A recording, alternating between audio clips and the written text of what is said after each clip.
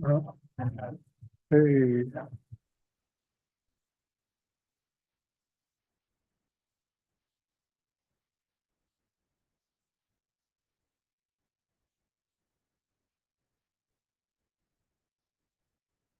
well, welcome everyone to the latest historical presentation by the Westtown Township Historical Commission.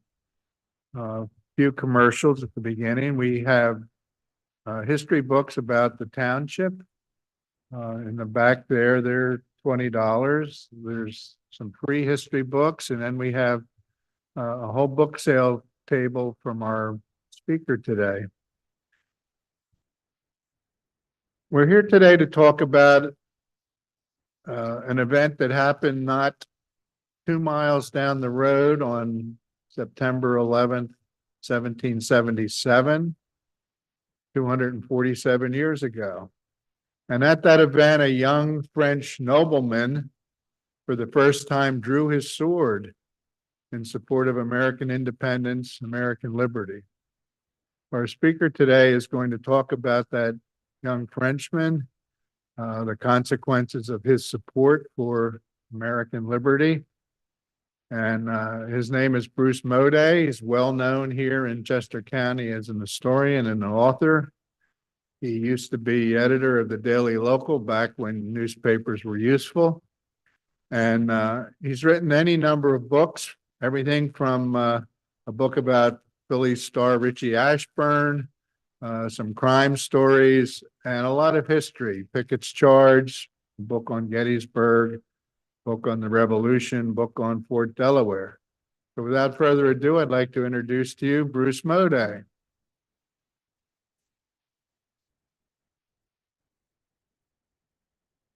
Dave, thank you very much for that introduction. And I've written a lot of different books, but they all have in common are people stories. I am fascinated by real people, what they do, why they do it, the motivation, whether if it's good or bad, it doesn't matter. The true crime books that I did through my reporting as a reporter at the Daily Local News. And thank you, Dave, for saying that. Don't blame me for what happened to the newspaper industry. I left a long time ago. So I'm really interested in people and what they do. And I have a new best friend, Lafayette, who really follows me just about every place. Every time I turn around, I give a talk, there he is. And you talk about somebody that really deserves to be studied and celebrated. It's really Lafayette. We are in the midst, just started last month in New York City. And 200 years ago, 1824 and 1825, Lafayette was brought back as America's guest by President Monroe. And for 13 months, just about every day, there were parades, dinners, all kind of, people welcomed Lafayette into all 24 states because they wanted to honor him, because he was known as really the Frenchman and the American hero. And without him, we probably wouldn't have had enough aid from France to defeat the British. And so it might be God save the Queen this morning, or King, right? We're now the King this morning. So we owe a lot, and I'm going to talk a little bit today about Lafayette and what he did, as Dave said, just down the road here in the Battle of Brandywine. This is a perfect timing, actually, for this talk. Yesterday was Lafayette's birthday. He was just turned 20 before the Battle of Brandywine, which took place, of course, on September the 11th, 1777.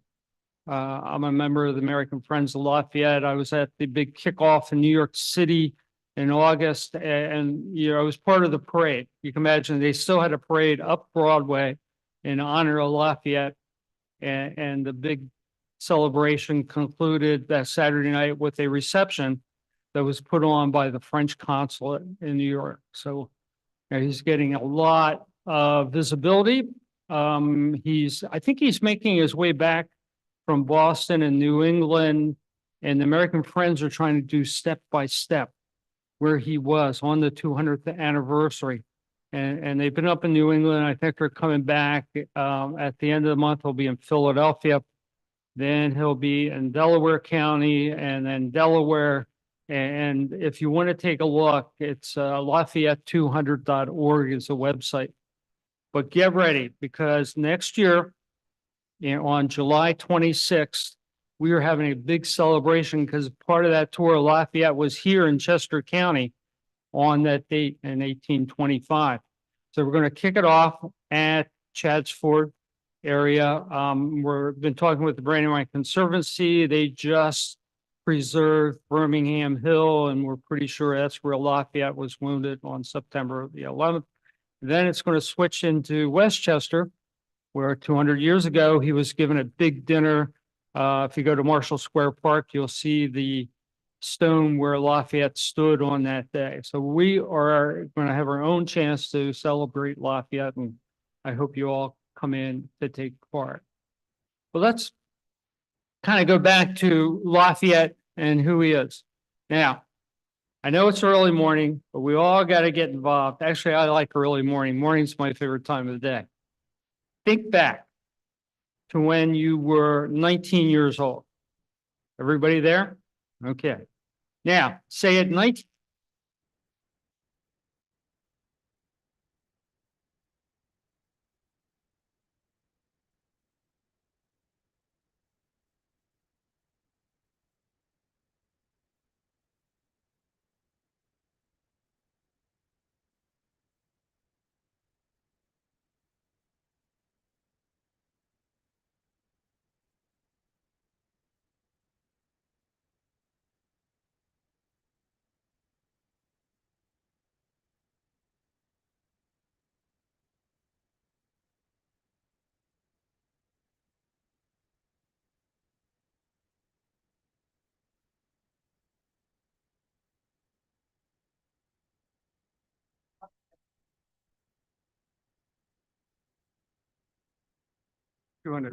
We back online here? We're okay? He didn't know the language. He had no concept of what, freedom really meant, but it really resonated into him. Would you, as a 20-year-old, give everything up, defy your king, leave your young family to come to a foreign land to fight for their freedom? I don't think many of us would, but that's what Lafayette did. And like I said, he was honored for 13 months. He was only supposed to stay for 4 months back in 1824, but at the end of the year, when he was in DC, he said, "I'm ready to go back." And they said, "You can't go," because every state had put in a request. There was 24 of them then. And you can't go until you visited everything. So for 13 months, he was honored. Can you think of anybody today that would garner that much praise and that much attention? I don't think so. I don't think so at all, but he really deserved it all. So we're going to talk about our young Lafayette. His father died early. His father was killed in the 7 Years' War during a bombardment by the British artillery. And of course, that kind of set Lafayette. He was not a big fan of Great Britain, England at any time, of course, during his life. And you can see that kind of shaping. Both sides of his family, his mother's and father's side, were rich. They had money, they owned land, they military, history with his father's side. So there was a lot there to that family. He was brought up by his aunts and some nieces that were pretty close to his own age.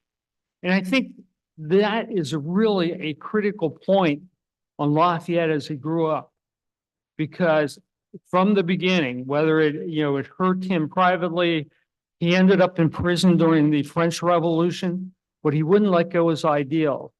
And they came down to, everybody's important, everybody should be treated equally, we should have independence, and we should have freedom.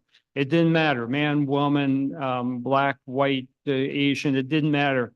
And he stuck with this all the way through his life.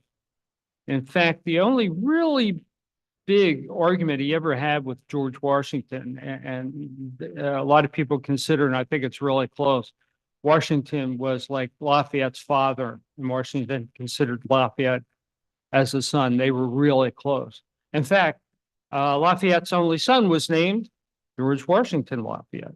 So, there was that closeness, but his only really fight was over slavery. And he told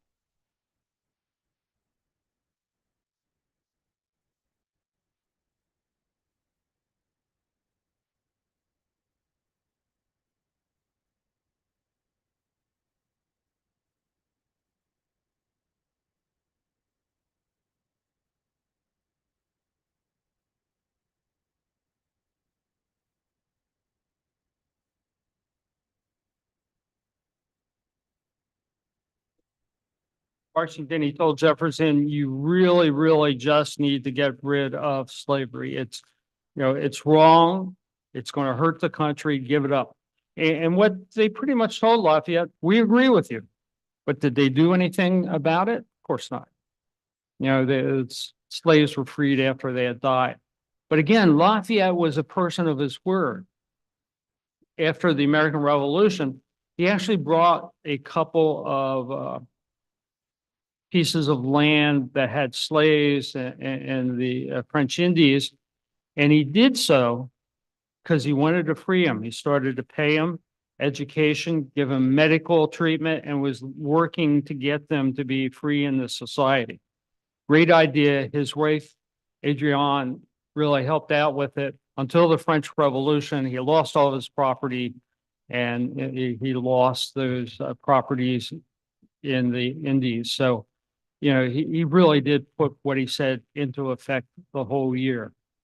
So we're back, young guy, father's dies, mother spends a lot of time in France. He's brought up by a lot of women in the family. And at one point he comes back to France with his mother. She dies when he was very young. I think it was 12. So he is really the ward of his grandfather. And back then, you got to go back to the customs of the times. There were arranged marriages, and they weren't done for love, were they? They were done for money and power and prestige, and the family was more important than the individuals. So his grandfather arranged the marriage with Adrienne's father, because he had a number of daughters he had to find suitable husbands for, and he thought Lafayette would be a good one with his money and everything. And they were all set to do it. Adrienne's mother said, wait a minute, who's this guy Lafayette? I'm a little unsure about him. Let's spend a little time looking at him. So for a couple of years, Adrienne did not know she was engaged, but she was. Everybody grew to love Lafayette. He was a very personable character. He made friends easily. He had the good heart. He was, a lot of people say, a little bit on the naive side, the rose-colored glasses. He saw the good of everything right away, but everybody kind of loved him, and they were married very young. Now Lafayette wanted to go ahead and be following the footsteps of his father, and the first thing he did, he became a member of the Musketeers. We all remember the Three Musketeers. Lafayette was a musketeer. And every morning he got out to kind of meet the king, and the king would give him orders for the day. But in his memoirs, he said, that wasn't that exciting, because basically the king said, go do whatever you have to do. Whatever you did yesterday was fine. So it was more pomp and circumstances. But that was really his first introduction into the military. His father-in-law wanted him to become an officer in the French army. And at that point, the way you became an officer was not through experience or brave deeds.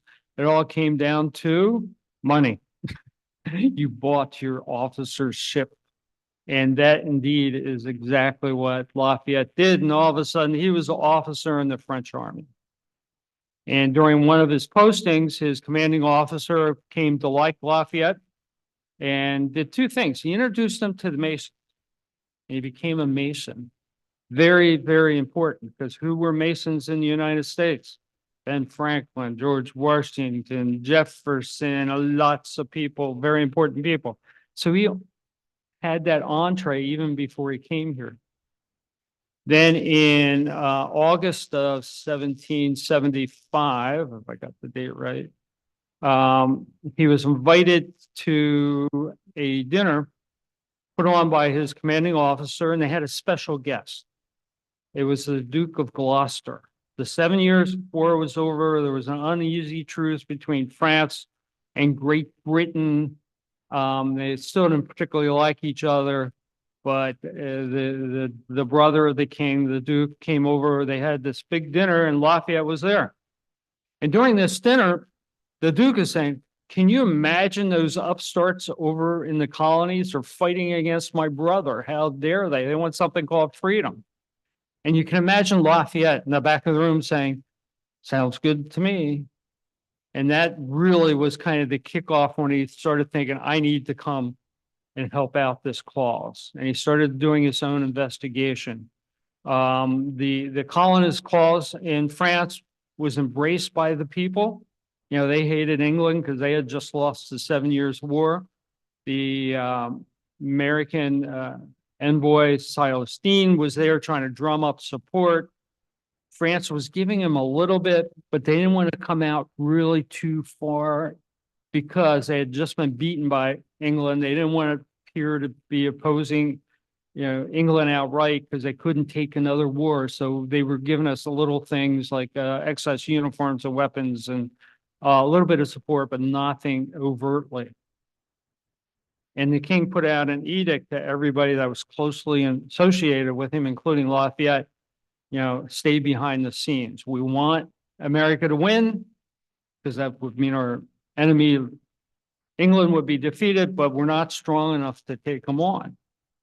This did not deter Lafayette. He had a chance really to make contact with Ben Franklin, but Franklin was so much in the forefront of our cause that he didn't want to do it. He did have some conversations with Franklin's secretary, but he spent most of his time with Deane, and Deane said, "Why don't you be a general in Washington's army?" and gave him the paperwork to become a general, the commission. Now remember, Lafayette's 19, never been in a battle in his life, but he's now a general in George Washington's army. Deane was supposed to be getting us aid.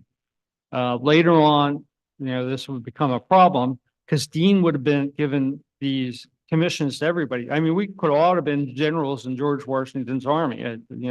He just wanted people to kind of support us. So Lafayette took it. The king was dead set against him coming, but he was very much decided he was. He gathered about a dozen French officers, including a guy named de Kalb. We all know him from the road down by King of Prussia. He gets clogged every once in a while, but that's named after him. One of his other close aides was a Frenchman named Jamet, and he was helped really save Lafayette during the Battle of Brandywine. So they all get together. The king gets wind that Lafayette's going to come to America. So he sent out his troops, his guards, to go arrest Lafayette and not allow him out of the country. Does this deter our 19-year-old? Of course not. He hightailed it to Spain, and he needed a ride to America. And what do rich people do? They buy their own boat. That's what he did. He bought his own ship, supplied it, headed towards America. Lafayette really spent a lot of his fortune on us. I mean, later on, he would supply uniforms for the troops and arms and transportation. And he really did spend a lot of his fortune. So they get to Spain. He takes off. He goes across, makes that ocean voyage, and he put his time very wisely. First of all, he decided he probably should learn English. De Kalb knew a little bit of English, so he took some English lessons. Also, if he's going to be a general, he probably should know military tactics. So we had books on military tactics he's reading as he's about to become an American general. And he spent some time also writing letters. One, very important. I love reading the old letters when I do the research, and a lot of this book, I get information right from Lafayette's memoir that were translated by members of his family. But he talks about being on the ship, and some of the papers are one very important letter that he wrote back on the ship to his wife because he forgot to inform her he was leaving. Now, the middle of the ocean, oops. And the letter, I quoted a lot out of the letter, and I usually don't do the direct quotes because it showed so much. Here was this 19-year-old ready to go fight, and he's having second thoughts. Like every other word or every other line was, and you still love me, correct? You'll be really pleased with me. You still love me. This is a great cause I'm fighting for. But you could just tell the insecurity of him. It's a wonderful letter. He gets to South Carolina, and the military officer of the plantation he landed was also a Mason, so that kind of helped when he landed. And he wrote another letter back to his wife. And I mean, immediately as he got off the ship, he said, "This is a wonderful land. It's beautiful. It's lovely. Everybody loves each other." And I'm thinking, how many slaves and American Indians did he actually talk to before writing that? But again, it shows his exuberance and his belief in people, and a little bit of rose-colored glasses. But I think this was a good point all the way through his life. From South Carolina, they were making their way to Philadelphia and talk with Congress so he could get his official commission to be the general, and he paid for transportation. The first set of carriages he got didn't really work on the roads back then, and they totally broke down. But he makes his way to Philadelphia. He knocks on that Congress's door, and what does our fine Congress tell him? Go home. We don't want you.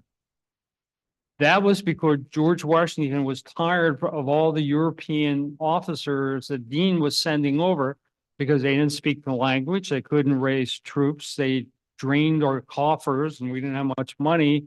And they disrupted the command structure of Washington's army. Here you had generals and officers been fighting for more than a year besides Washington. Then you get some, outsider coming in, doesn't know much, and they'll outrank these fighting officers. So Washington said no more. That's why Congress told Lafayette to go home. DeKalb was ready to go home the next day. He said, "Forget this. They don't want me. I'm going back to Paris." They have croissants over there. The food on the way on the ship was not very good. And Lafayette did talk about getting seasick, but he said he wasn't as seasick as some of the other officers. So DeKalb was ready to go, but our guy said, "Nope." And he went to him several times, said, "Look, I defied my king. I left my own family there. I don't want to be paid. I'm a volunteer. You got to take me in." And this came up, kept on going for a couple of days. And he had one really good benefactor, and that was Ben Franklin. And Franklin went to the Congress and said, "What are you doing? We can't beat England without assistance, especially from France. He's well known, his family in Paris. He'll be a great asset, and he has money. We're broke. What are you guys doing? Let him in. He's willing to spend money on us." So I think Congress went to Washington and said, "Look, just let him on your staff. Let him dress up in the uniform, put him over there in the corner, and he can be the boy general, and you just keep on doing." And Washington said, "Okay." But when Washington and Lafayette first met, Lafayette said, "Where's my troops? I'm ready to fight. I'm ready to lead people." And I think Washington did a double take, went back to a member from Virginia in Congress and said, "What did you do with me?" And I think Congress had the answer they always do, and they said, your problem now, goodbye." And so Lafayette was on Washington's staff. This was in August of 1777, just a month before the Battle of Brandywine. Lafayette stayed on Washington's staff. There was another guy there you might have heard of, a guy named Hamilton. If you've seen the play, he was on that staff, and that's when Lafayette got to meet him.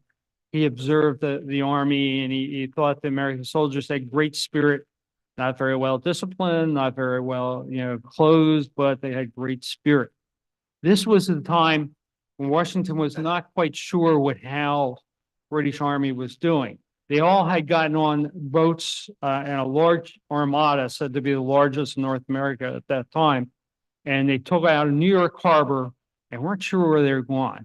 Maybe they were going up north to help Burgoyne. Maybe they were going down to Charleston to come from south to north, or maybe they were going to take Philadelphia.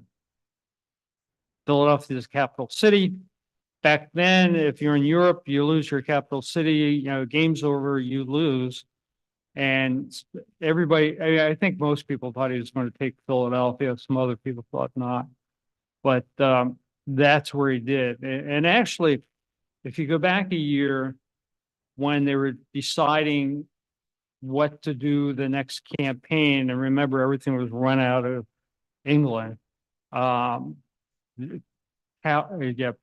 Hal's first thought was, let's just attack Philadelphia, game over.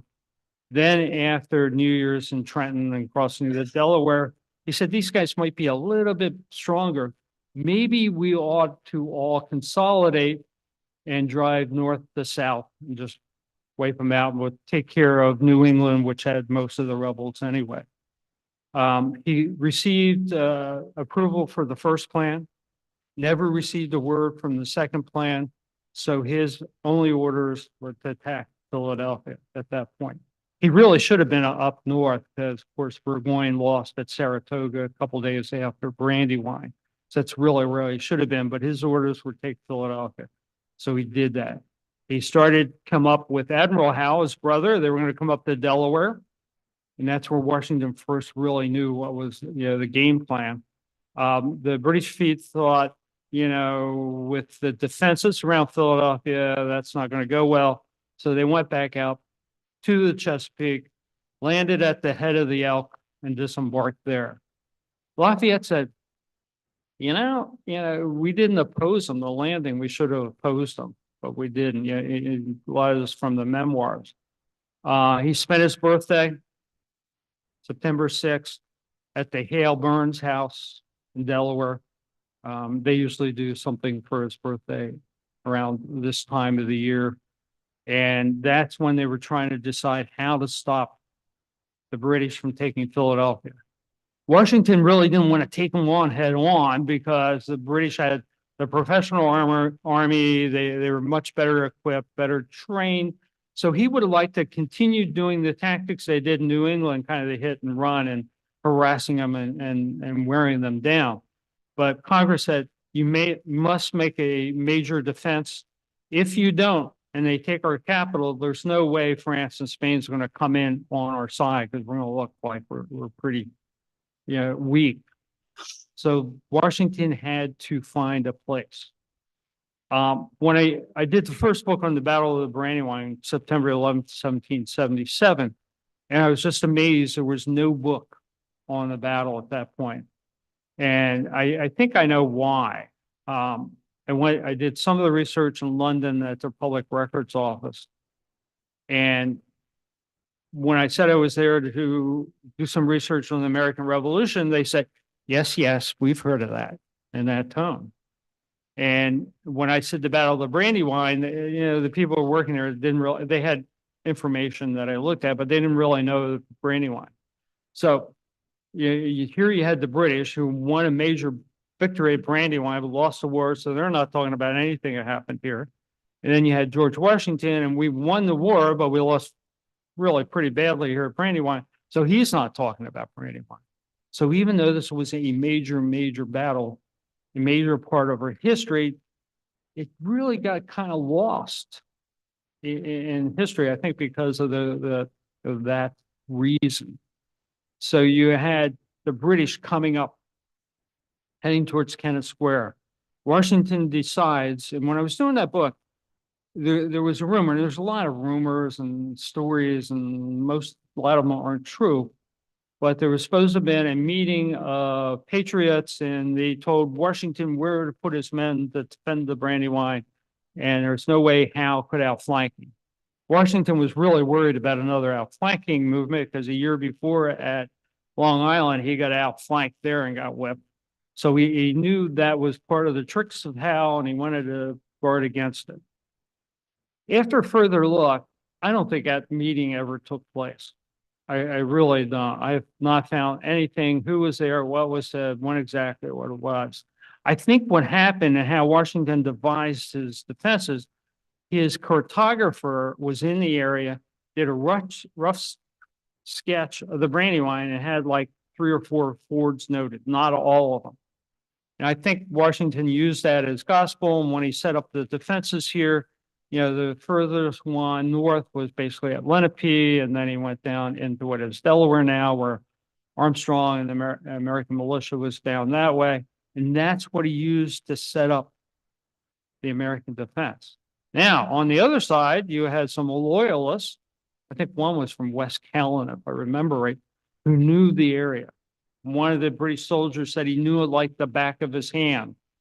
And that's how they did the flanking. They went through 2 fords that were unguarded, ended up in the afternoon of September 11th on Osborne Hill, you know, Radley Run Country Club. And that's where the afternoon's attack took place.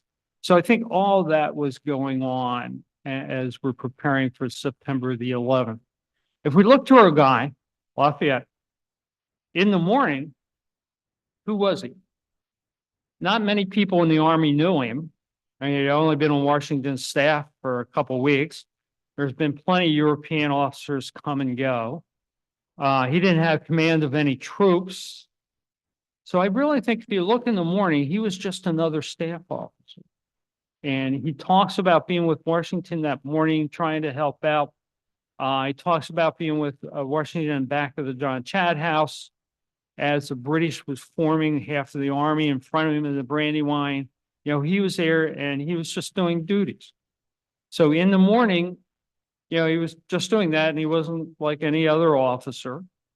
Towards noon, if you look at some of the reports from the American staff officers, they all said Washington was really getting agitated. He couldn't figure out exactly where where Howe's army was. He was afraid of being outflanked. He was getting conflicting reports coming back from his scouts. And he was really, really agitated. And then a little bit later, the word comes back, it's verified. The British are on Osborne Hill with half the army, and they're going to come down in its back. And that was the plan of Howe. In the morning, Howe and Cornwallis took a little over half of their 15,000 troops and started that 15 mile march to get to Osborne Hill. You had the rest of the army under the Hessian Knyphausen, the general, and his orders were push the Americans back to the Brandywine, hold them there. And when you hear us attack the back, we'll come to the front, we'll get them in the middle.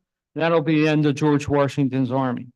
Some of the British Army officers said that was correct. If we had another 2 hours of daylight, war would have been over pretty much right here on the fields of Brandywine. It was that close. Howe's plan was working. So you had all this, you get the word comes in. General Sullivan, who had the right flank of the American army, pushed it up to Battle Hill, the Birmingham meeting house. The American units were trying to get aligned. They were having trouble. The British were coming after them. The disaster was happening. Let's go back to our just 20-year-old Lafayette. He went up to Washington and said, I want to go help. Let me go. Washington needed all the help he could. Sent him on his way with some of his French officers, including Sept that I had mentioned earlier, and they hightailed it up to the battle. Now, Lafayette's a general. He doesn't have to get off his horse. You know, he can tell everybody what to do, and that's what generals do. That's not what Lafayette did. When he got to the battle, he found General Conway's troops. And they were positioned according to, you know, all the information we have and the different research that's been done on the Battle of the Brandywine, just west of the Birmingham Meeting House across Birmingham Road. If you're familiar in that, in the field that now has been protected by the Brandywine Conservancy. Lafayette gets there, sees what's going on. He gets off of his horse gets in front of Conway's brigade, trying to order them, trying to organize and a bayonet resistant charge, something, he was doing what a really good officer should do. And he's looking over his shoulder and he turns around and he sees the British coming up the hill after him. And he is shot in the left leg, doing his duty. The moment he spilled his blood, he was no longer just another European officer there to pad his resume and make money and not sincere. He put his life on his line. He spilled his blood. And that was the point when he really started becoming the American hero that helped us win the American Revolution, was just up here on the hill. His aide, Jemet, saw his blood coming out of his boot. He said, "General, we got to get you out of here, put him back on his horse." They went back to the tree line. I think it's the tree line just in back of Wiley Road, where he was treated first. And then he was taken back to Chester, where he had more treatment later that night. There's a lot of stories about Lafayette after he was wounded. One that stuck around forever was, he went back to the state park with a big spreading tree and was treated under the tree. That, of course, that's false because the British had control of the tree right then. He was supposedly taken to the Birmingham Meeting House. That was not nonsense too, because the British that was being fought over and was under British. He went back and then he was transported and he made his way back to Chester after that. Some of the stories are great. When I was researching a book on September 11th, I heard some of the guys said, the British were so arrogant that afternoon that they stopped to make tea before charging. That sounds pretty arrogant, but I don't think that's really what happened. Tell me, if you were on a march for 14 miles and you had like an hour break while the rest of the army caught up and got in line, wouldn't you have tea and crumpets too? I mean, it's just I think they were just taking advantage. It wasn't because they were arrogant or anything. The day does turn into a disaster. Bravery, a lot of, things fought right there on Osborne Hill and General Stevens, and now at Thornbury Farm, just over the road here. But everybody held together. We got to retreat. Later that night, a message was sent to Congress. I mean, the bottom line was get out of town, but the report was, we fought well. We had to leave the field to our opponents. And he names two officers for taking part and doing great works. And one of them was Lafayette, of the two officers named back to Congress. So he makes their way back to Chester that night. And you can imagine, it's a hard day, it's fighting, you don't get much chance to eat. He's taking into this home. Another doctor is about ready to come to look at his leg wound again. They clear the table, the kitchen table, put him on as some members of Washington's staff comes in to see how he's doing. And what did Lafayette tell them? "I know you're hungry, but I'm not dinner." He's on that kitchen table. That was right from his memoirs. So just shows what type of person he is. He was taken to Philadelphia, then to Bristol for a day, and then eventually to Bethlehem, where he spent a number of weeks being treated for the leg wound. Any wound in the American Revolution was serious. You had infections, you had blood things, and even though this didn't really hit any major arteries, it was still serious. It took him a number of weeks to recover. Actually, he rejoined Washington before Valley Forge, and he wasn't completely recovered, and there's a lot of indication he should have stayed there longer. But indeed, he rejoined Washington, and this is when his reputation started to grow within the army and back in France, and he was becoming a hero back in France. And Washington was trusting him a lot more, starting to give him a little bit of assignments and troops. And at one point, he allowed Lafayette to take some men to go spy on what Howe was doing in Philadelphia. The one bit of advice by Washington, come back after 2 days, but don't camp in the same place twice, 2 nights in a row, because they'll find out, they'll capture you. Our young officer camped 2 nights in the same spot and almost was captured that second day, but he maneuvered. He had a lot of help from the Oneida Indians that were on there with him and others, and pretty much they all made it back to Valley Forge. And his reviews were mixed, as you can imagine. Some people thought he was just brilliant, got all those men back, and the other ones said, he was just kind of a lucky young guy to escape that. But he kept on building up his reputation. Also at that point, one of the reasons Washington really liked him, because he always backed him. He had Washington's back. And it wasn't like everybody was pleased with George Washington leading the American army. And 2 of them were officers Gates and Conway. Conway was the general that Lafayette fought with here in Brandywine. And there was something called the Conway Cabal. What they did, basically, they had a war board instituted in Congress that would control the operation of the war. And Gates and Conway were pretty much in charge of it. And that winter at Valley Forge, was thinking, Lafayette's getting a lot of power. He's backing Washington. If we get rid of Lafayette and discredit him, that would let us take over the army. So they devised this plan, and they ordered Lafayette to attack Canada. Think about that. In the middle of the winter, attack Canada. Lafayette knew it was a problem. Washington knew it was a problem. Lafayette was not going to do it. And Washington said, you're a member of this army. You have to obey orders. But you can ask them, as a matter of fact, and they need to tell you what resources you're going to have. So Lafayette goes, and Lafayette is, by this point, has friends in Congress and writing them, and his father-in-law and the king are a little bit better. So he lets them know also that indeed, this is a bad idea. And it's not his idea. He reports to York, where the Congress is over the winter. Here I am. They tell him you're going to have extra men and money, and you're going to be full support, and go to New York and tell them where to go and get all this and go save Canada for the French. During the night that he went, they had a dinner, a lot of toasts. Everybody's taking turns. And when it came Lafayette's turn, he made everybody toast George Washington, even the Conway and Gates. And they were kind of mortified, but they had to do it.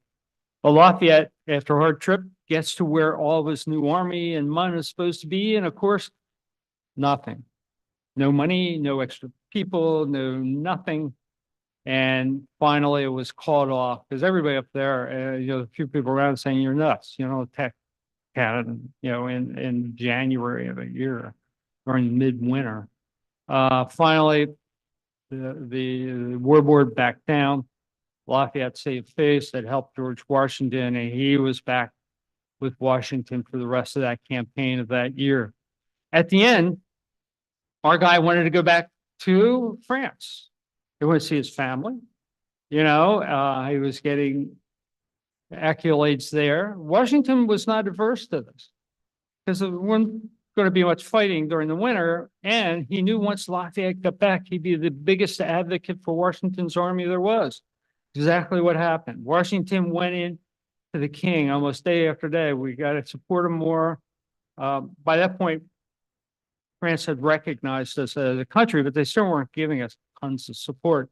And Lafayette was an advocate. He met Ben Franklin many times, and they devised all these great plans to invade England from there. They were just plans. Nothing ever happened from them. So Lafayette's making his way back. You got to wonder what was in his mind. He had left without telling his wife, and he had defied his king. He could very much ended up on the guillotine himself before the French Revolution for doing that. Got back, wife loved him. He was a hero there. No problems. They had another child before he came back, but you had the king. You don't just defy the king. That would loosen his power. So the king devised this awful sentence. He made Lafayette stay in his home for a week. I don't know if they had a home monitoring device on, but that was his punishment, a week in his home. So the king kind of got off. The king didn't want to do too much harsh to Lafayette because Lafayette was becoming a hero there, and that ended that. Before he went back to the next year, the king finally said, "Look, I want you to go back as a French officer to Washington and tell him that I'm sending a fleet and men, and you can be the bearer of good news." Lafayette was all for that, except he was going to still remain an officer in the American Army. And he made that really clear to the king, because on the day, the last time he saw the king, he wore his American officer's uniform. I'm still an American. He goes back, tells Washington, and Lafayette does a lot of other good service, because you can imagine meshing the French Army and Navy and the Americans. There was some conflicts and language and just who's obeying who. And when there was a problem, Lafayette was always sent by Washington to go kind of smooth it out. So he was doing that. He was getting more commands. He was with Washington when Benedict Arnold tried to give away West Point. Kind of interesting what he wrote about. And Hamilton was there also. And Hamilton was ready to, charge by himself into New York City and grab Arnold by the throat right there. He talks about how upset Washington was. Really good description of that. We were having problems in the South. We needed some more leadership and men down there, and Washington sent Lafayette with a little bit of men. Anthony Wayne was supposed to get some more men to come down and help. In the South also, Wayne was having trouble organizing and recruiting men because there weren't that many around. He didn't have any money to pay them. There were some other units that had money that were paying more. So it took Wayne a long time to get down south. Washington's orders were harass Cornwallis every chance you get. Don't get into a major battle. Again, he outnumbers you. And if you find Arnold, stringing him up, forget about a trial, forget about anything else, just hang him. Of course, Benedict Arnold was the criminal of the time for betraying the army. Lafayette went south, few men, never had a chance to confront Arnold because the British didn't trust him either. I mean, if he was going to go against the Americans, he would go against the British, and they sent him to New England, and then he was sent back to England for the rest of the war. Lafayette almost had a chance to confront in battle the British officer in charge of the artillery that killed his father. He was down there. But before the battle could take place, the British officer died of disease. So that never really took place. Lafayette did exactly what he was told. He harassed Cornwallis. And even though Cornwallis was a stronger army, his supply base, his main supply base was back in London. That's a long way to go. Clinton was now in charge, General Clinton in New York, and he was telling Clinton at one point, I need more troops. I need more supplies. Come get me. I'm going to go to the coast and send the British Navy down. Lafayette stayed on the heels of Cornwallis, wrote back to Washington, who was up by New York City, and said, get down here with the French Army and Navy. We can corner Cornwallis and take his whole army. Washington didn't really reply because he was afraid, and we've seen stories and TV shows about the spies. He didn't want to put anything in writing in case the British would do it, but he was on his way with Rochambeau and the French army and the Navy. The French Navy came up from the Indies and was so glad that they did, because one of the major battles that doesn't get really a lot of attention, it's the Battle of the Capes. You had the British Navy coming down and the French Navy coming up, and the French Navy destroyed or won the Battle of the Capes. So Cornwallis couldn't be rescued. And by the time the British went back, refitted, and got more ships down, Yorktown had happened, and the British or the French Navy really saved us then. So we had the French Navy, we had the French Army, Washington's there, Lafayette did as he was told later to keep Cornwallis hemmed in, don't allow him to get inland, keep him at Yorktown. And on October the 19th, 1781, Cornwallis surrenders. Lafayette played a major part in that whole campaign, last major event of the whole war, major battle of the whole war. And a couple of years later, the Treaty of Paris is signed. Lafayette is a major hero. He goes back to France. He's a major hero there. And he wants to bring American style freedom to the French people. And the only problem was the king didn't want to go any power. And a lot of the people, the French citizenry didn't really trust Lafayette because he was associated with the king. And then we're into the French Revolution.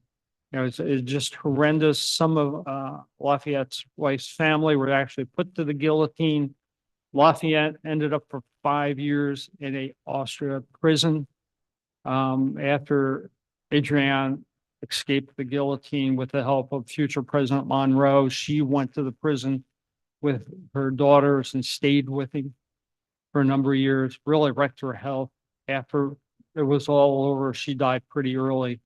Lafayette was left to come back, and there's a lot more to it. We got Napoleon, I'm not even going to get to, but he gets out and he gets back into French politics along with his son, who comes back from staying with George Washington during the French Revolution. They're in and out of politics. He's getting older. He's getting some of his money back, not a lot. And we're back up close to 1824. And that's when Monroe said, we're almost ready for a 50th anniversary of our country. We need a big celebration. We haven't done much for Lafayette. That's getting back as our national hero, as our guest. That's when he came back, and that's when he starts those 13 months and all those honors and parades and everything. It was just, just amazing. His secretary wrote like a book that was translated into 700 pages that talks almost day by day and different things that they did and a lot about it. And then American history, just wonderful. He went back and within the next decade, he died. He actually went to a funeral of a friend of his. It was raining. He didn't wear his hat. He caught cold, and he's buried in Paris along with his wife underneath American soil. He wanted to be buried under American soil, and indeed, some of the soil was brought back and put on top of his. And of course, during World War I, we had American officers go back and do the famous line, Lafayette, we have returned. After I wrote the book, I'm going to end with one little story, and then I'll take questions because I see my hours break about up in the day.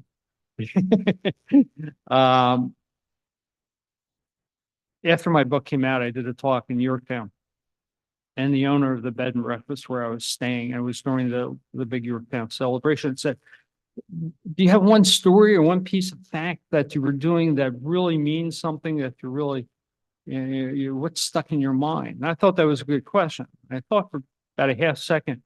I said, I'm going to tell you exactly what Lafayette liked about that whole 13 months he was here. And this comes from his secretary and the secretary's book. And it was not a formal parade. It wasn't, some politician talking.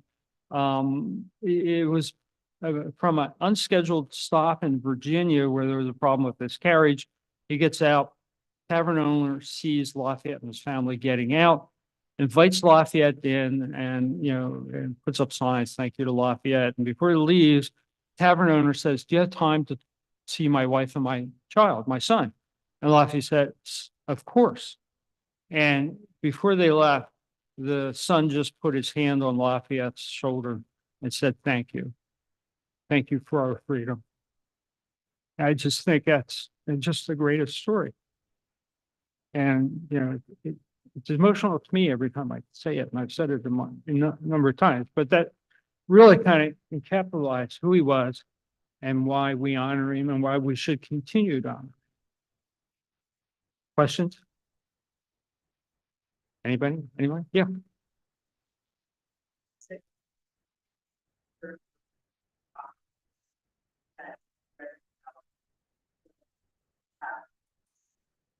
Which, French military tactics, British military tactics, because certainly I was active at the time, it was American, American military tactics. Good. Yeah. Kind of based in its history, tactics, different things we're watching. Good question. What kind of tactics you read coming over, and also, how was his leadership, did it mesh with George Washington? I think it definitely had to be French military tactics coming over. All the books they had were French. So there were other French officers there. So, I never saw exactly what he studied, but I'm almost sure it had to be the French. And when he got here, at first he did not get command, and it would be months and months and months. So, he was on Washington's staff, he was observing, he was seeing, and at Valley Forge, we had the Baron von Steuben came over, and he really taught tactics, and Lafayette was there. So I think this was a learning process that he became immersed with, along with a lot of the other English-speaking American officers that kind of developed as they went. Because von Steuben did a lot to bring us into a professional army. So I think it was very much a learning process. Dave? He is one of the American citizens. Congress named him, and I forget what year, but it was like the late 1800s or early 1900s. He was. There's stamps, made in his honor. There's just so much through history, and it's just a shame we don't teach history as much as we should, and because Lafayette really gets lost. Since I've been giving you the book and part of the American Friends of Lafayette, as soon as I tell people, I say, "Oh yeah, there's that painting in Richmond and the Capitol." When I was in New York City, I saw 3 or 4 paintings of Lafayette's or statues of Lafayette's or Lafayette Street. This came from Fayetteville, North Carolina, Lafayette, Fayetteville. That came from down there. There's Fayette County here. There's a college, Lafayette College, that was named for him, and the name came during that 1824, 1825 visit is when they named the college for him. So he used to be so big around then, and it's kind of dropped off with all of our history in past years. When he went back from his 1825 in September to go back, the American Navy had a new ship ready to take him back. I always like that because the name of the ship is the Brandywine, named after the battle. And if you look at some of the book by a secretary, Lafayette and Brandywine are really intertwined together during that trip.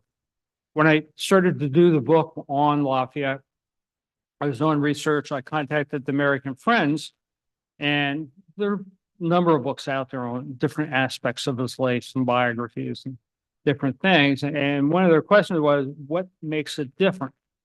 And I told them about Brandywine, and really could be used to kick off his whole life and everything. And, he's really was the hero and started off Brandywine. And their initial response was to laugh at me. Can you imagine that? They just laughed. And the reason they were laughing, they said, what took it so long for you guys at Brandywine to realize Lafayette is the story of Brandywine? His wounding was really what catapulted and helped us win. And they were right. I mean, if you look at everything that's been written, including my first book, I had him there, he was wounded, but to really put him together that this was the place where it started it all, that it kind of hinted at, I found it here and there, but nobody's really said, this was the making of the American hero. Yeah. Sure, I love it. The good group.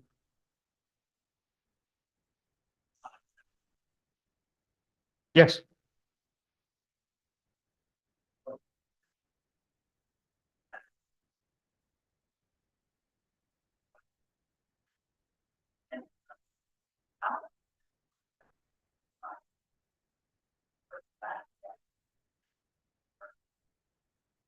And the question is, after your visit, it kind of brought to the Masonic table, how important was that Masonic connection? I think it was really important. And actually, I've gotten that tour down there. I've given talks on Lafayette because of Lafayette Masonic connection, and there's busts of Lafayette in the temple and everything.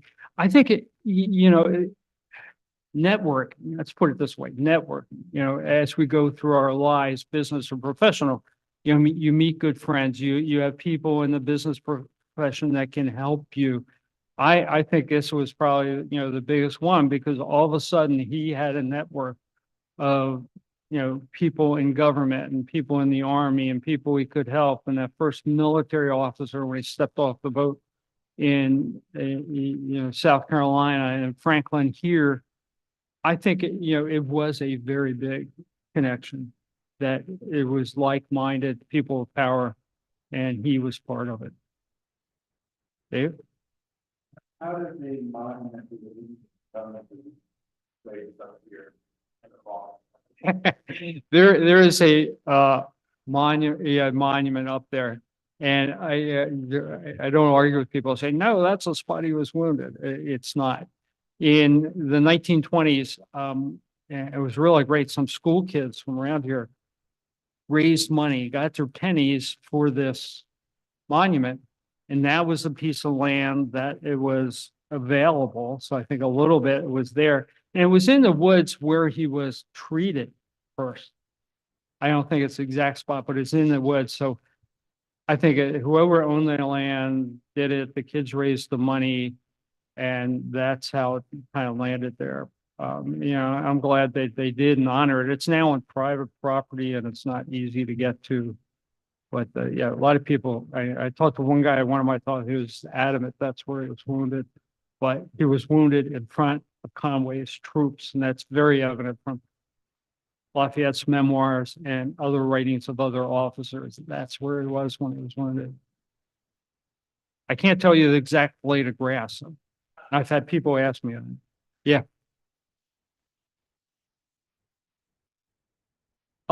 He came back to visit Washington after the American Revolution and spent some time at Mount Vernon. And every report I had, they were like father and son. They spent days. They, just that really close relationship. When he came back for the tour in 1824 and 25, he visited Washington's grave there at Mount Vernon. So I think it's just a great relationship all the way through.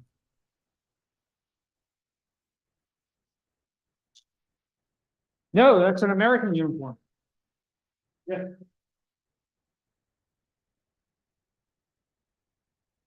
Not British, I'm sorry, French. Because of the, It does look like it. I thought it was an American, but I'm not 100% sure. So I will do some research. Yeah. Yeah. But also he bought and tailored his own uniforms. So they weren't like they were mass produced and kind of came out, but I'm not sure. A little bit, yeah. You paid for it, you can buy it. I mean, it's not like today. Remember, we're talking the 1770s, and a lot, and most of the soldiers didn't have uniforms. Yep. That's a good question. That's a famous painting. I'll find out when it was painted and who did it. The illustration is used a lot. You can't tell whether they're eagles or the. Yeah. Yeah. Okay, well, thank you very much. Thanks, Dave. It was an exceptional. talk. Well, no, I'm glad. Thank you all for coming. Bruce will be in the back selling his books. I'm sure he'd be happy to autograph them for you. There's other books, the township history book, and Steve, what was that? Oh, meal.